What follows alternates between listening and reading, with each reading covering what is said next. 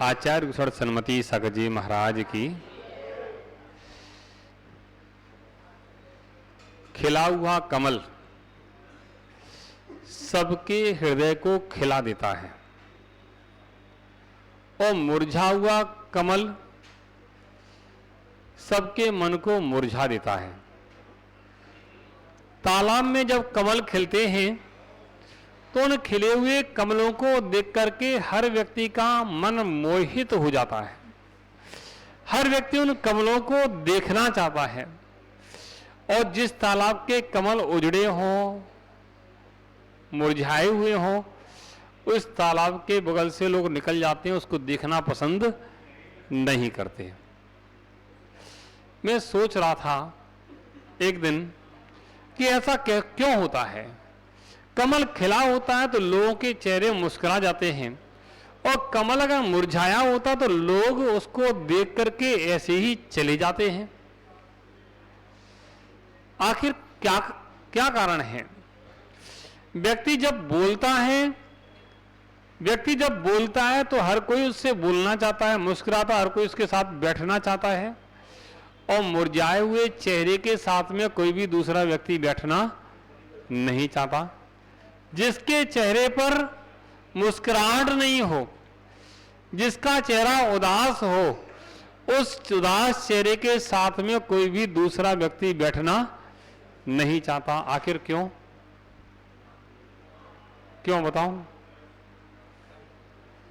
बताओ भाई। क्योंकि उदास चेहरा किसी को पसंद नहीं आता। जब उदास चेहरा पसंद नहीं आता तो अपना चेहरा अपन उदास क्यों करते हैं? हाँ, कहने का तात्पर्य है कि जब चेहरा खिला हुआ होता है तो उस चेहरे को दुनिया पसंद करती है। भगवान के पास भी अगर हम आते हैं और भगवान के पास आते समय अगर चेहरे पर उदासी है तो भगवान को भी तुम पसंद नहीं आओगे, है ना। अरे 3 लोक के नाथ के पास आए हैं, 3 लोक के नाथ के पास आते समय चेहरा मुस्कुराहट होना चाहिए, चेहरे पर एक अच्छा सुंदरता होना चाहिए, दिखना चाहिए कि 3 लोक के नाथ का दर्शन मिल रहा है। सौभाग्य है कि 3 लोक के नाथ का दर्शन मिल रहा है। ऐसे सौभाग्य के क्षण को हमें भूलना नहीं चाहिए। ऐसे सौभाग्य का क्षण हमें हमेशा याद रखना चाहिए, क्योंकि सौभाग्य जब मिलता है भगवान के दर्शन का तो कहीं पूर्वकृत पुण्य के उदय से मिलता है। पूर्व का कोई पुण्य होगा तो भगवान के दर्शन का सौभाग्य मिल रहा है, पुण्य नहीं होता तो भगवान के दर्शन का सौभाग्य नहीं मिलता। आज भी जैन कुल में जन्म लेने वाले कई लोग ऐसे होंगे जिन्हें भगवान के दर्शन नहीं मिलते। एक सज्जन मुझे मिले, इंजीनियर थे, पढ़े लिखे थे, ज्ञानी थे बहुत। तो मैंने उनसे पूछा ऐसे ही कि आप मंदिर जाते हैं? नहीं, मैं मंदिर तो नहीं जाते हैं। मैंने क्यों? कि महाराज कर्म ही मेरी पूजा है। क्या है? कर्म ही मेरी पूजा है। हम लोगों की इतनी सेवा करते हैं, इतना काम करते हैं, ये तो पूजा है। मैंने कहा बात तो तुम्हारी सही है, कर्म ही पूजा है। अगर ऐसे सूत्र तुम जैसे लोगों को मिल जाएं, सबको मिल जाए तो सारे के सारे बर्बाद हो जाएंगे। तो मैंने कहा कि एक आध दिन तो महीने में, साल भर में आते होंगे कि हमारा बस अनंत चतुर्दशी के दिन आते हैं। कब आते हैं? अनंत चतुर्दशी दिन, या कोई बच्चे की सालगिरह होती है, बर्थडे होता, तब आते हैं। तो मैंने कहा जब कर्म ही पूजा तो तब क्यों आते हो? और वो सज्जन मेरे पास 4-5 बार आए होंगे लेकिन मंदिर दर्शन करने नहीं गए। तो मुझे बड़ा बुरा लगा कि कैसे संस्कार इनको मिले हैं, किसने ऐसे संस्कार दिए हैं। ऐसी कौन सी माँ होगी जिसने ऐसे संस्कार दिए हैं कि वह बच्चा बड़ा होकर के इतना बड़ा हो गया, 65 साल की उम्र हो गई, 60 साल की उम्र हो गई, अब भी मंदिर जाने का संस्कार नहीं है। मैंने उनसे पूछा कि तुम्हारी माँ क्या मंदिर नहीं जाती थी? बोले महाराज मेरी माँ तो बहुत धर्मात्मा थी। उन्हें कैसे? कि महाराज वह तो मंदिर के बिना पानी भी नहीं पीती थी। वह माँ तो मंदिर के बिना पानी भी नहीं पीती थी। भोजन की तो बात दूसरी है, मंदिर के बिना पानी भी नहीं पीती थी और दिन भर कहीं सामायिक स्वाध्याय अपने धर्म क्रिया में लगी रहती थी। मैंने कहा धन्य उस माँ को जो ऐसे क्रियाओं का और भगवान की पूजा आदि करती है और अपने जीवन को उस धर्म में निकाला है। लेकिन आश्चर्य है, तुम अपनी माँ को धर्मात्मा कह रहे हो और तुम कैसे उस माँ के बेटे हो? जो माँ जिसकी ऐसी हो और बेटे ऐसे हो, मंदिर ही नहीं जाते हो, तो क्या उस माँ की तुमने इलाज रखी? प्यारे बंद हो, कहने का तात्पर्य है कि हमें अपने बच्चों के अंदर भी वे संस्कार देना चाहिए जो संस्कार वास्तव में धर्म के हैं। आज अगर धर्म के संस्कार हमने अपने बच्चों को नहीं दिए तो आने वाले समय में धर्म सुरक्षित नहीं रहेगा। अगर धर्म सुरक्षित रखना है तो हमें धर्म के संस्कार देना आवश्यक है। आज हम लोग देखते हैं कि पढ़ाई के प्रति, शिक्षा के प्रति और काम के प्रति इतना रुझान बढ़ गया कि वह रुझान अब भगवान की पूजा भक्ति से हट करके सारा उधर लग गया। पहले के समय माएँ जो हुआ करती थी वे कहती थी बच्चे से कि बेटा पहले मंदिर का टीका मस्तक पर होगा तब भोजन मिलेगा। और आज बड़ी विचित्र स्थिति है। एक माँ मेरे पास आती थी, उसका एक बेटा मेरे पास आया, 5 साल 6 साल का होगा। मैंने उससे पूछा बेटा मंदिर जाते हो? कि महाराज कभी कभी जाते हैं। मैंने घर कितनी दूर है? कि पास में ही है। तो मैंने कहा नियम लो, 1 महीने तक रोज मंदिर आएंगे, 1 महीने तक रोज मंदिर आएंगे। माँ पीछे से आ रही थी, बोली महाराज इसको नियम नहीं देना। मैंने क्यों? क्योंकि महाराज ये सुबह 7 बजे स्कूल जाता है, अब कैसे मंदिर आएगा? तो मैंने कहा 24 घंटे में एक बार तो आ सकता है, शाम को तो आ सकता है। कि नहीं महाराज नियम मत देना। तो मैंने कहा ठीक है नहीं देते हैं, लेकिन इतना ध्यान रखना आज इसको नियम नहीं दिया गया तो ये बच्चा तुम्हारा नहीं रहेगा। क्यों? क्योंकि तुम्हारे संस्कार ही उसमें नहीं है। तुमने संस्कार ही नहीं दे पाए, तुमने बता ही नहीं पाया, सिखा ही नहीं पाए कि मंदिर जाना चाहिए। तुमने ये तो सिखाया कि बेटा पढ़ना चाहिए, 7 बजे स्कूल जाना चाहिए। बेटा पढ़ गया, थोड़ा बड़ा हुआ तो बेंगलोर चला गया पढ़ने के लिए, है ना। और बेंगलोर पढ़ गया, बेंगलोर से मतलब नहीं है कहीं भी, मतलब तुम्हारे ऊपर नहीं करना, तुम अपने ऊपर ले लो। है दुबई जाएगा? अरे अच्छा देखो बेटा थोड़ा पढ़ गया और पढ़ने के बाद कहीं सर्विस करने लगा और वहीं का हो गया और उसके पूजन के संस्कार नहीं रहे, उसके दर्शन पूजन के संस्कार नहीं रहे, तो बेटा किसका रहा? बेटा दुबई चला गया, बेटा अमेरिका चला गया, बेटा जापान चला गया, बेटा और कहीं किसी देश में चला गया और उसके बाद संस्कार भी नहीं है और चला भी बाहर गया है, तो बेटा क्या तुम्हारा रहेगा? शायद बेटा तुम्हारा अब नहीं रहेगा। क्यों?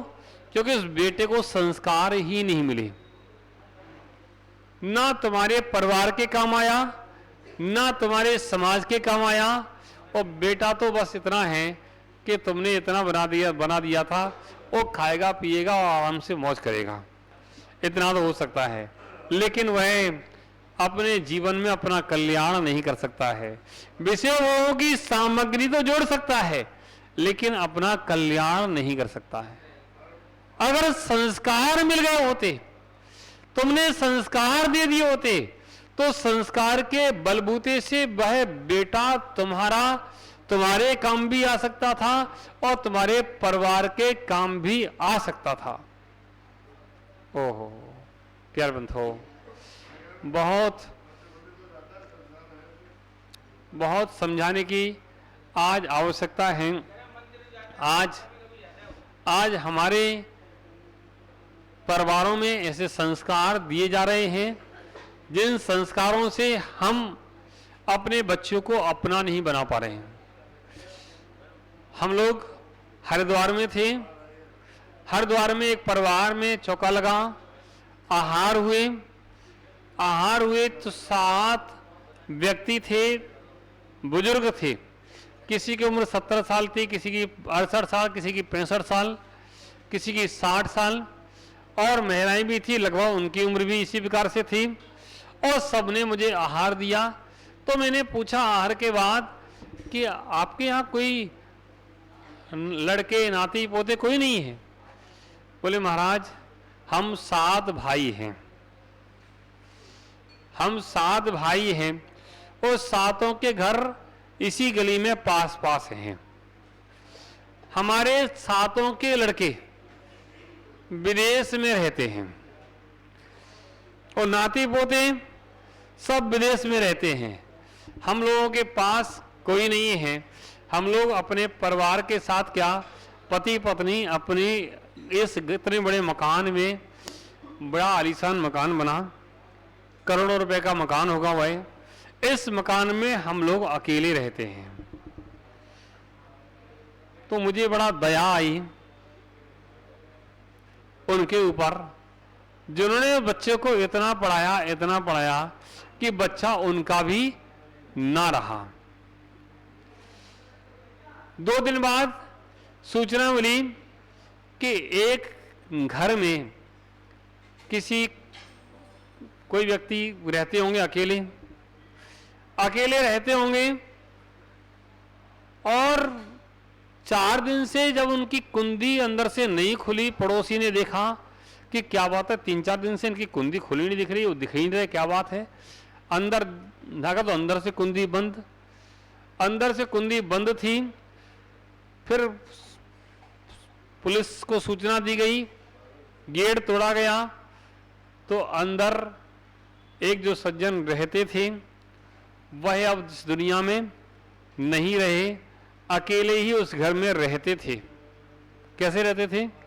अकेले ही। उनकी फैमिली कहाँ रहती थी? सब सारे बच्चे सब विदेश चले गए, वह अकेले रहते थे और अकेले ही चले गए।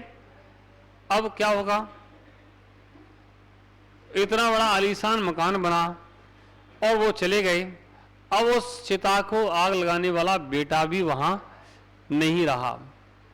लोग इसलिए दुखी होते हैं कि बेटा एक परिवार में होना चाहिए, संतान उत्पन्न नहीं होती तो लोग दुखी होते हैं।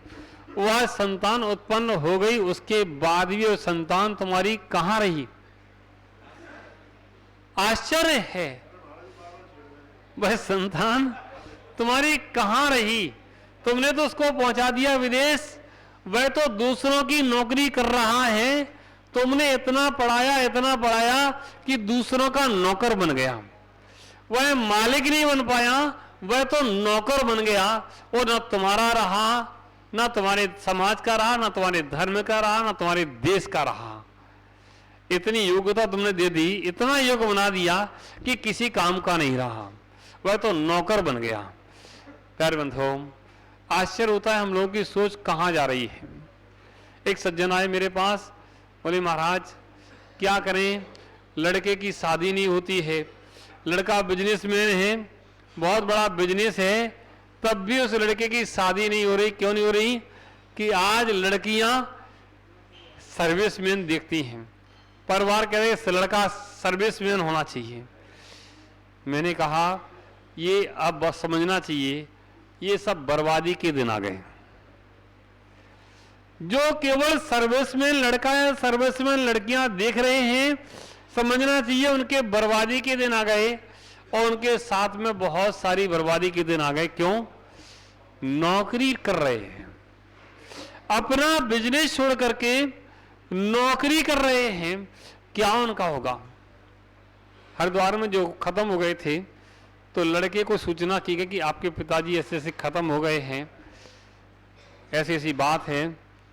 तो उसने कहा देखो हम तो नहीं आ सकते, आप लोग जो भी व्यवस्था हो कर देना और खर्चा हो मुझे बता देना, वो हम खर्चा हम पहुंचा देंगे।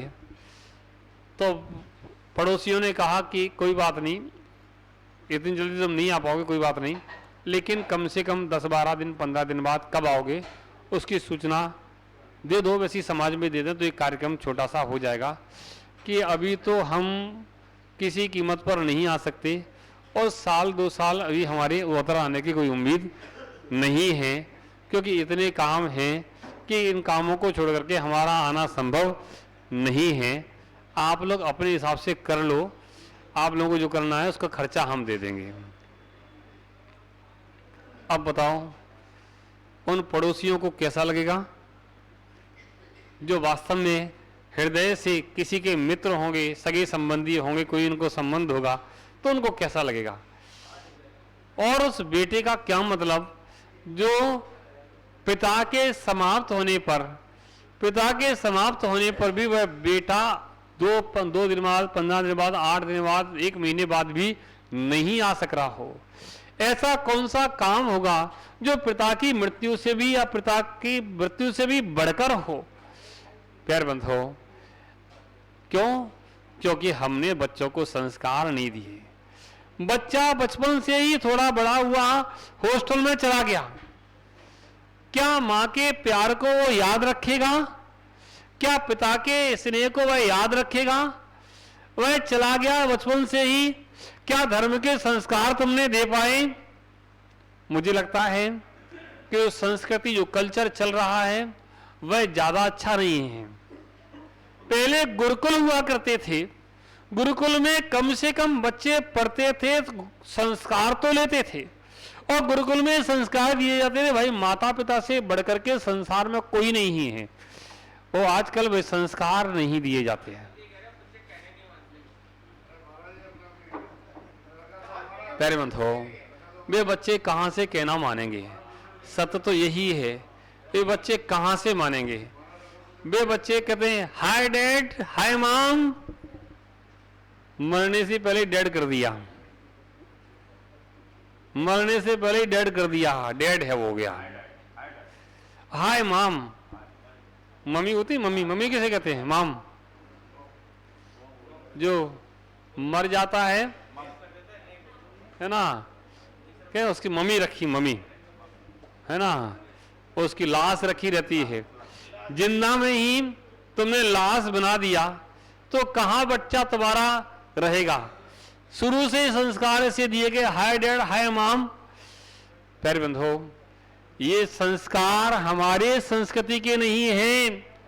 हमारे संस्कृति के संस्कार तो ये हैं कि बेटा अपने माता पिता के सुबह उठ करके पैर छूता है, आशीर्वाद ग्रहण करता है और अपने माता पिता से ये कहता आशीर्वाद दो कि हमारा दिन आज का अच्छा निकले। और माता पिता का कहीं स्वास्थ्य खराब होता है, कोई परेशानी आती है, तो माता पिता के लिए वह अपना काम छोड़ करके, कितना भी नुकसान, बड़ा नुकसान हो, वह छोड़ करके अपने माता पिता की सेवा करता है। वह श्रवण कुमार के संस्कार हमारे यहाँ हैं। हमारे यहाँ वे संस्कार नहीं है कि पिता का क्या हो रहा है, माता का क्या हो रहा, मुझे मतलब नहीं है। मुझे केवल अपना परिवार देखना है। अपने बच्चे, अपनी शादी हो गई, बच्चे बस गए, बच्चे हो गए, अपना परिवार हो गया, माता पिता भूल गए। बहुत अच्छा मुझे अभी लगा, अभी हमारे श्रीमान, क्या नाम है, अनिल को भूल जाते, क्या करें, बुद्धि कमजोर है। 3 बार बता चुका, वो 3 बार भूल गए हम।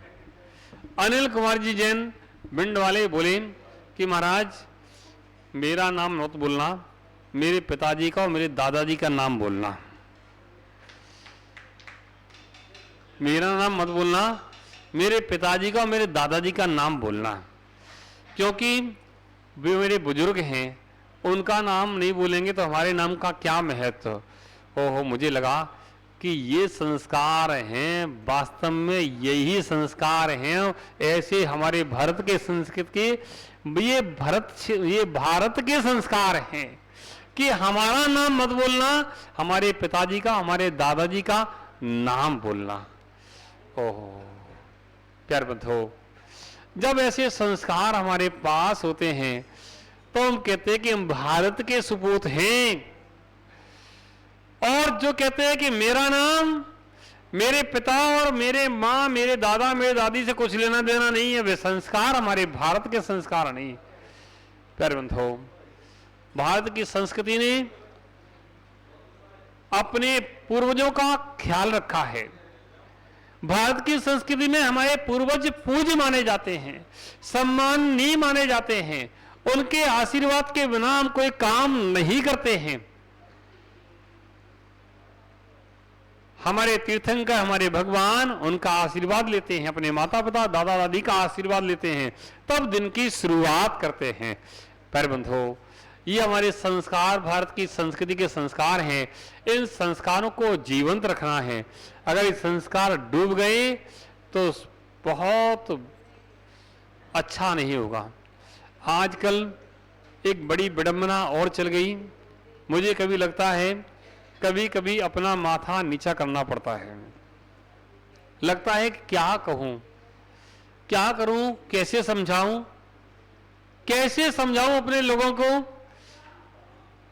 कि ये करना ठीक नहीं।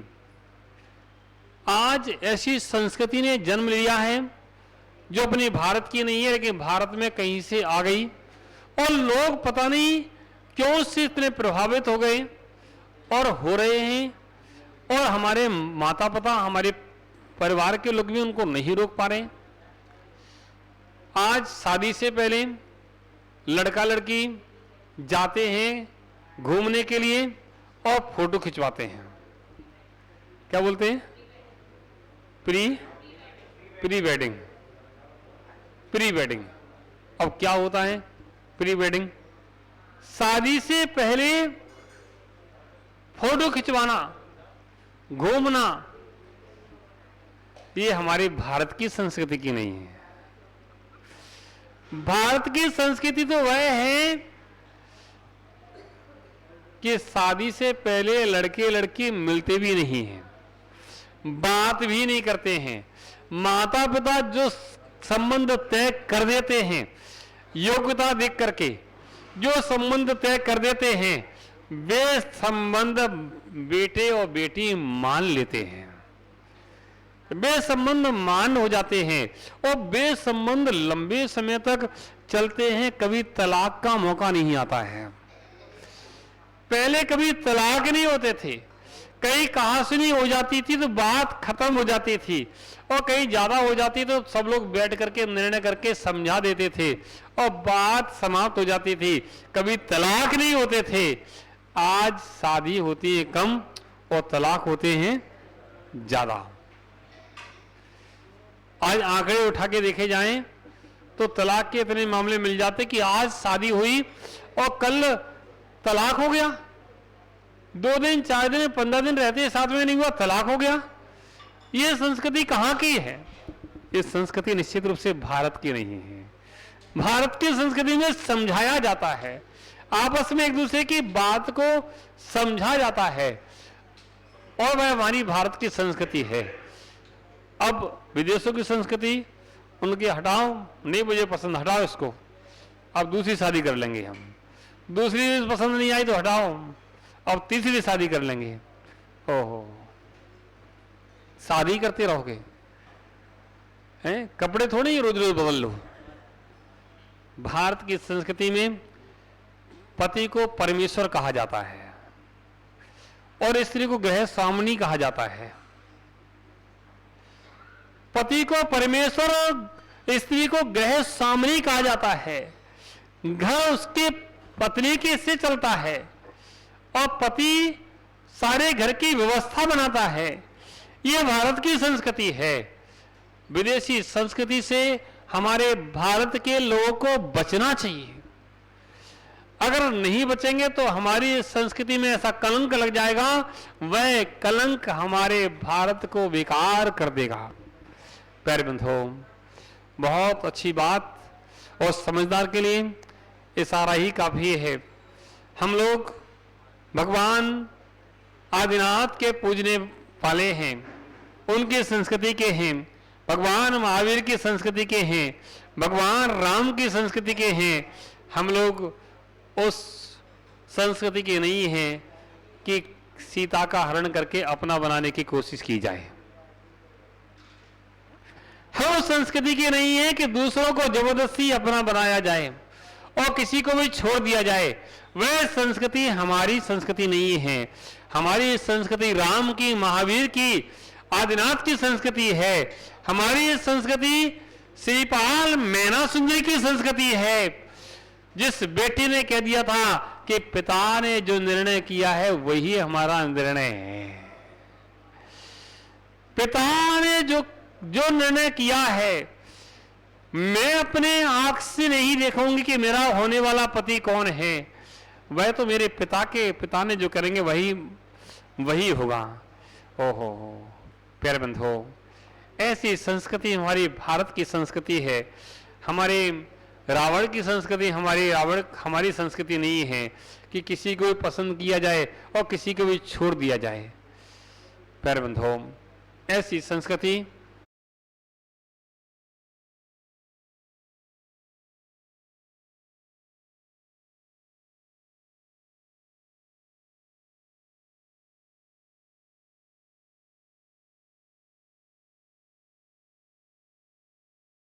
हम लाएं। भगवान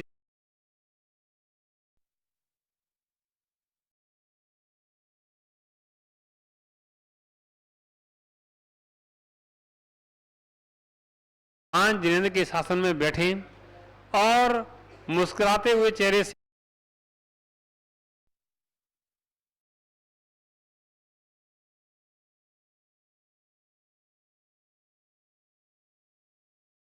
आएं, और निश्चित रूप से जब चेहरे से मुस्कुराते आते हैं तो यहाँ आकर के हमें नई ऊर्जा मिलती है, संस्कार मिलते हैं, और वे संस्कार हमारे भव में काम आते हैं।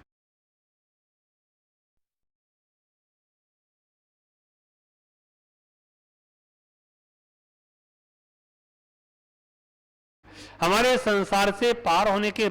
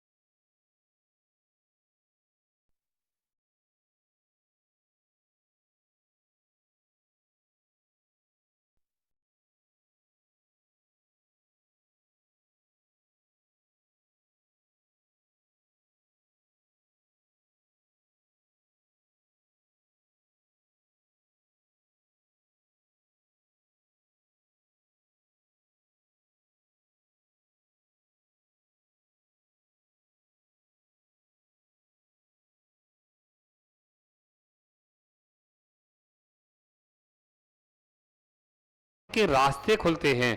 ऐसे अच्छे संस्कारों को हमें ग्रहण करना चाहिए।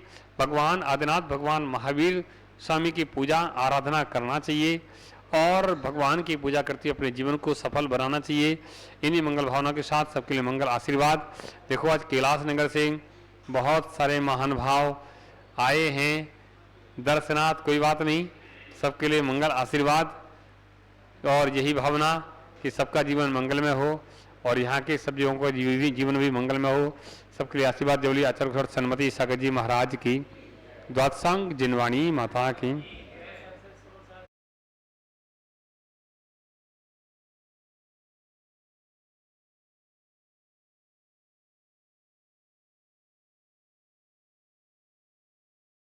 विश्व तीर्थंकर भगवान की, आचार्य कुशल सन्मति सगजी महाराज की। खिला हुआ कमल सबके हृदय को खिला देता है और मुरझा हुआ कमल सबके मन को मुरझा देता है। तालाब में जब कमल खिलते हैं तो उन खिले हुए कमलों को देख करके हर व्यक्ति का मन मोहित हो जाता है। हर व्यक्ति उन कमलों को देखना चाहता है और जिस तालाब के कमल उजड़े हों, मुरझाए हुए हों, उस तालाब के बगल से लोग निकल जाते हैं, उसको देखना पसंद नहीं करते। मैं सोच रहा था एक दिन कि ऐसा क्यों होता है। कमल खिला होता है तो लोगों के चेहरे मुस्कुरा जाते हैं और कमल अगर मुरझाया होता तो लोग उसको देख करके ऐसे ही चले जाते हैं। आखिर क्या क्या कारण है? व्यक्ति जब बोलता है तो हर कोई उससे बोलना चाहता है, मुस्कुराता, हर कोई उसके साथ बैठना चाहता है और मुरझाए हुए चेहरे के साथ में कोई भी दूसरा व्यक्ति बैठना नहीं चाहता। जिसके चेहरे पर मुस्कुराहट नहीं हो, जिसका चेहरा उदास हो, उस उदास चेहरे के साथ में कोई भी दूसरा व्यक्ति बैठना नहीं चाहता। आखिर क्यों? क्यों बताओ भाई। क्योंकि उदास चेहरा किसी को पसंद नहीं आता। जब उदास चेहरा पसंद नहीं आता तो अपना चेहरा अपन उदास क्यों करते हैं? हाँ, कहने का तात्पर्य है कि जब चेहरा खिला हुआ होता है तो उस चेहरे को दुनिया पसंद करती है। भगवान के पास भी अगर हम आते हैं और भगवान के पास आते समय अगर चेहरे पर उदासी है तो भगवान को भी तुम पसंद नहीं आओगे, है ना। अरे, तीन लोक के नाथ के पास आए हैं, तीन लोक के नाथ के पास आते समय चेहरा मुस्कुराहट होना चाहिए, चेहरे पर एक अच्छा सुंदरता होना चाहिए, दिखना चाहिए कि तीन लोक के नाथ का दर्शन मिल रहा है। सौभाग्य है कि तीन लोक के नाथ का दर्शन मिल रहा है। ऐसे सौभाग्य के क्षण को हमें भूलना नहीं चाहिए। ऐसे सौभाग्य का क्षण हमें हमेशा याद रखना चाहिए, क्योंकि सौभाग्य जब मिलता है भगवान के दर्शन का तो कहीं पूर्वकृत पुण्य के उदय से मिलता है। पूर्व का कोई पुण्य होगा तो भगवान के दर्शन का सौभाग्य मिल रहा है, पुण्य नहीं होता तो भगवान के दर्शन का सौभाग्य नहीं मिलता। आज भी जैन कुल में जन्म लेने वाले कई लोग ऐसे होंगे जिन्हें भगवान के दर्शन नहीं मिलते। एक सज्जन मुझे मिले, इंजीनियर थे, पढ़े लिखे थे, ज्ञानी थे बहुत। तो मैंने उनसे पूछा ऐसे ही कि आप मंदिर जाते हैं? नहीं, मैं मंदिर तो नहीं जाते हैं। मैंने क्यों? कि महाराज कर्म ही मेरी पूजा है।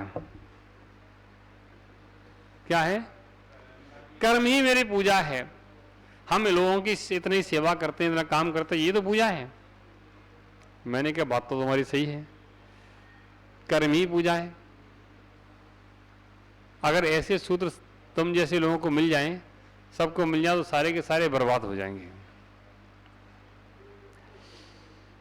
तो मैंने कहा कि एक आध दिन तो महीने में, साल भर में आते होंगे कि हमारा बस अनंत चतुर्दशी के दिन आते हैं। कब आते हैं? अनंत चतुर्दशी दिन, या कोई बच्चे की सालगिरह होती है, बर्थडे होता, तब आते हैं। तो मैंने कहा जब कर्म ही पूजा तो तब क्यों आते हो? और वो सज्जन मेरे पास 4-5 बार आए होंगे, लेकिन मंदिर दर्शन करने नहीं गए। तो मुझे बड़ा बुरा लगा कि कैसे संस्कार इनको मिले हैं, किसने ऐसे संस्कार दिए हैं। ऐसी कौन सी माँ होगी जिसने ऐसे संस्कार दिए हैं कि वह बच्चा बड़ा होकर के इतना बड़ा हो गया, 65 साल की उम्र हो गई, 60 साल की उम्र हो गई, अब भी मंदिर जाने का संस्कार नहीं है। मैंने उनसे पूछा कि तुम्हारी माँ क्या मंदिर नहीं जाती थी? बोले महाराज मेरी माँ तो बहुत धर्मात्मा थी। उन्हें कैसे? कि महाराज वह तो मंदिर के बिना पानी भी नहीं पीती थी। वह माँ तो मंदिर के बिना पानी भी नहीं पीती थी। भोजन की तो बात दूसरी है, मंदिर के बिना पानी भी नहीं पीती थी और दिन भर कहीं सामायिक स्वाध्याय अपने धर्म क्रिया में लगी रहती थी। मैंने कहा धन्य उस माँ को जो ऐसी क्रियाओं का और भगवान की पूजा आदि करती है और अपने जीवन को उस धर्म में निकाला है। लेकिन आश्चर्य है, तुम अपनी माँ को धर्मात्मा कह रहे हो और तुम कैसे उस माँ के बेटे हो? जो माँ जिसकी ऐसी हो और बेटे ऐसे हो, मंदिर ही नहीं जाते हो, तो क्या उस माँ की तुमने इलाज रखी? पैर में हो। कहने का तात्पर्य है कि हमें अपने बच्चों के अंदर भी वे संस्कार देना चाहिए जो संस्कार वास्तव में धर्म के हैं। आज अगर धर्म के संस्कार हमने अपने बच्चों को नहीं दिए तो आने वाले समय में धर्म सुरक्षित नहीं रहेगा। अगर धर्म सुरक्षित रखना है तो हमें धर्म के संस्कार देना आवश्यक है। आज हम लोग देखते हैं कि पढ़ाई के प्रति, शिक्षा के प्रति और काम के प्रति इतना रुझान बढ़ गया कि वह रुझान अब भगवान की पूजा भक्ति से हट करके सारा उधर लग गया। पहले के समय माएँ जो हुआ करती थी वे कहती थी बच्चे से कि बेटा पहले मंदिर का टीका मस्तक पर होगा तब भोजन मिलेगा। और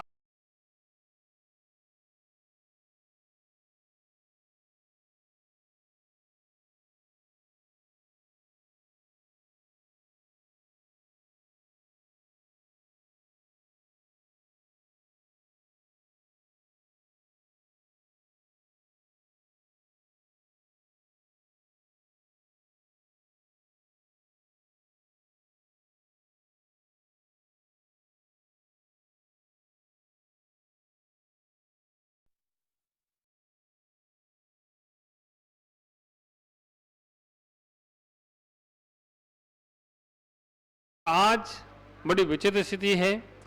एक माँ मेरे पास आती थी, उसका एक बेटा मेरे पास आया, 5 साल 6 साल का होगा। मैंने उससे पूछा बेटा मंदिर जाते हो? कि महाराज कभी कभी जाते हैं। मैंने घर कितनी दूर है? कि पास में ही है। तो मैंने कहा नियम लो, 1 महीने तक रोज मंदिर आएंगे, 1 महीने तक रोज मंदिर आएंगे। माँ पीछे से आ रही थी, बोली महाराज इसको नियम नहीं देना। मैंने क्यों? क्योंकि महाराज ये सुबह 7 बजे स्कूल जाता है, अब कैसे मंदिर आएगा? तो मैंने कहा 24 घंटे में 1 बार तो आ सकता है, शाम को तो आ सकता है। कि नहीं महाराज नियम मत देना। तो मैंने कहा ठीक है नहीं देते हैं, लेकिन इतना ध्यान रखना आज इसको नियम नहीं दिया गया तो ये बच्चा तुम्हारा नहीं रहेगा। क्यों? क्योंकि तुम्हारे संस्कार ही उसमें नहीं है। तुमने संस्कार ही नहीं दे पाए, तुमने बता ही नहीं पाया, सिखा ही नहीं पाए कि मंदिर जाना चाहिए। तुमने ये तो सिखाया कि बेटा पढ़ना चाहिए, 7 बजे स्कूल जाना चाहिए। बेटा पढ़ गया, थोड़ा बड़ा हुआ तो बेंगलोर चला गया पढ़ने के लिए, है ना। और बेंगलोर पढ़ गया, बेंगलोर से मतलब नहीं है कहीं भी, मतलब तुम्हारे ऊपर नहीं करना, तुम अपने ऊपर ले लो। है दुबई जाएगा? अरे